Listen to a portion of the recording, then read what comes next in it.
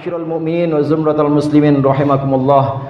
Melalui mimbar yang mulia ini, khatib mengajak diri khatib sendiri dan juga hadirin sekalian, marilah sama-sama kita bertakwa kepada Allah, melaksanakan perintah-perintah Allah dan menjauhkan larangannya, mentaati Allah dan Rasulnya. Terlebih kita berada di bulan mulia. Di antara bulan-bulan mulia yang disebut dengan bulan haram adalah bulan Dzulhijjah, di mana kita tengah berada di dalamnya.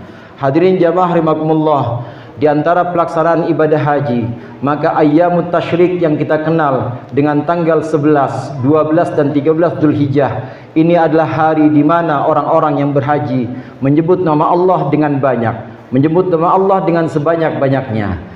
Sebagian dari rombongan haji ini ada yang menyelesaikan ibadahnya di tanggal ke-12 ini, yaitu disebut dengan nafar awal. Sebagian dari mereka ada yang menyelesaikan besok, yang disebut dengan nafar tani. Inilah hari tasyrik, di mana hari tasyrik ini Allah memerintahkan kepada orang-orang yang berhaji untuk selalu mengingat Allah sebanyak-banyaknya. Allah Subhanahu wa taala berfirman, "Wadhkurullaha fi ayyamin ma'dudat, faman ta'ajjala fi yawmaini fala itsma 'alaihi, wa man ta'akhkhara fala itsma 'alaihi liman ittaqa, wattaqullaha wa'lamu annakum ilaihi tusyarun." Dan sebutkanlah Allah di hari-hari tertentu.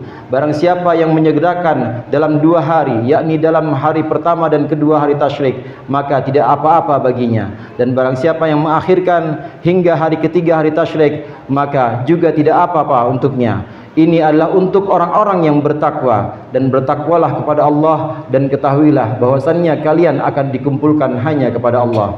Hadirin jamaah rahimakumullah, menyebut nama Allah adalah ketika orang-orang yang berhaji ini melempar jumrah, mulai dari jumrah Aqabah, kemudian dimulai lagi dengan jumrah ula, jumrah wusta dan jumrah Aqabah pada hari-hari tasyrik. Menyebut nama Allah dengan lantunan Allahu Akbar ketika melemparkan batu-batu ke tugu yang kita kenal dengan jumrah. Ini adalah penyebutan mengingat nama Allah, membesarkan nama Allah.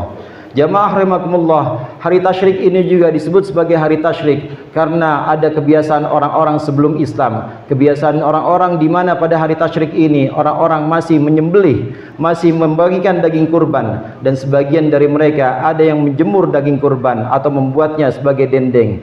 Dalam bahasa Arab ini disebut sebagai tasyrik. Maka kemudian tradisi ini diadopsi dan kemudian diambil oleh Islam sebagai hari-hari di mana hari-hari berbagi untuk orang-orang yang miskin, hari-hari berbagi di mana orang-orang yang kaya menyembelih kurbannya boleh di tanggal 11, boleh di tanggal 12 dan tanggal 13 hingga waktu asar, maka masih diperbolehkan berbagi kurban di hari-hari tasyrik ini.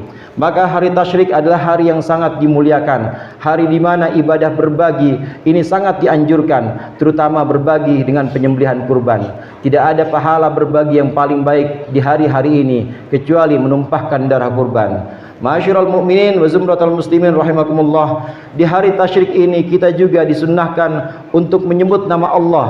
Kita yang tidak pergi, kita yang tidak berhaji di tanah air ini, maka kita disunnahkan untuk menyebutkan takbir, melantunkan takbir. Jamaah rahimakumullah, takbir ada 2 macam. Ada yang disebut dengan takbir muqayyad, yaitu takbir yang terikat dengan salat, takbir yang terikat dengan salat-salat fardu kita, dan ada yang disebut dengan takbir mursal. Takbir mursal ini adalah takbir di mana kita melantunkan takbir mulai dari malam 10 Dzulhijjah atau malam takbiran hingga khatib naik mimbar di salat Idul Adha, maka itu disebut sebagai takbir mursal. Dimanapun kita berada, asalkan di tempat-tempat yang suci, maka disunnahkan kita untuk bertakbir hingga khatib naik mimbar. Kemudian lepas dari itu, maka di hari-hari tasyrik ini, tanggal 11, 12 dan 13 Dzulhijjah, kita juga disunnahkan untuk membesarkan nama Allah, mengingat Allah sebanyak-banyaknya, yaitu ketika kita selesai dari salat fardu. Karenanya sangat disunnahkan ketika kita selesai dari salat fardu, disunnahkan mengganti zikir-zikir kita atau mendahului zikir-zikir kita dengan pendahuluan takbir Allahu Akbar walillahil hamd dan seterusnya. Jamaah rahimakumullah, ini adalah pendekatan kita, ini adalah taqarrub kita di hari-hari tasyrik, di mana hari tasyrik adalah hari yang juga dimuliakan. Jamaah rahimakumullah, di hari tasyrik ini ada juga ibadah-ibadah yang Allah larang. Tidak ada ibadah yang diperbolehkan di hari tasyrik ini Ada ibadah-ibadah yang tidak diperbolehkan di hari tasyrik ini, diantaranya berpuasa. Haram hukumnya orang yang berpuasa di tanggal 10 Dzulhijjah dan 3 hari tasyrik, tanggal 11, tanggal 12 dan tanggal 13 Dzulhijjah, maka puasanya tertolak dan puasanya adalah puasa yang fasid atau ibadah yang fasidah, ibadah yang rusak. Oleh karenanya hari tasyrik ini adalah hari di mana kita memperbanyak berbagi dengan saudara kita, di mana kita mengundang saudara-saudara kita makan bersama atau berbagi dengan sembilan-sembilan kita.